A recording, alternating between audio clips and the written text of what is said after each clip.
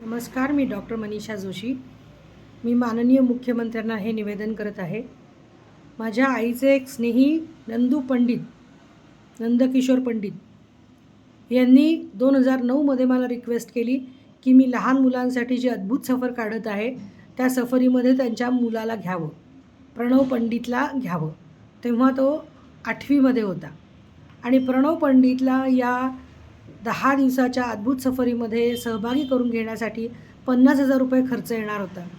माझ्या आईने विनंती केली की तू त्याला तात्पुरती उधारी दे आणि 1 महिन्यानंतर तो त्याचे 50,000 रुपये परत देईल.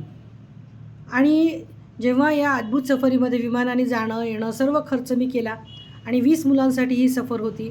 पण नंदू पंडितने सफर झाल्यानंतर 1 महिन्याने सुद्धा मला याचे पैसे परत दिले नाही. जेव्हा मी पैसे परत मागितले तेव्हा मला धमकी देण्यात आली, मला मानसिक छळ करण्यात आला, माझ्या आईकडनं माझ्यावरती दबाव टाकण्यात आला.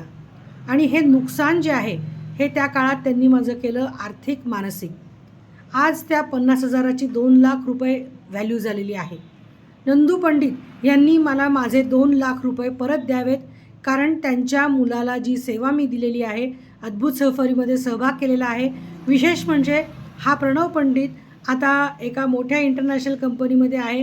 त्याला 1 कोटी रुपयाचं त्याला पॅकेज आहे.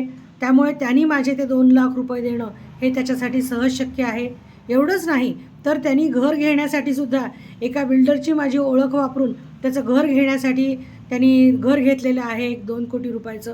तर या सर्व गोष्टींमध्ये माझा नावाचा उपयोग करून घ्यायचा, माझ्या आईवरती दबाव आणायचा आणि माझा मानसिक छळ करून मला माझी फीस परत द्यायची नाही. हा जो पॅटर्न आहे, या पॅटर्नमध्ये माझ्यावरती जो अन्याय झालेला आहे तो अन्याय दूर करून मला माझी फीस जी आहे 2 लाख रुपयाची ती त्वरित मिळवून द्यावी, अशी माझी माननीय मुख्यमंत्र्यांना विनंती आहे.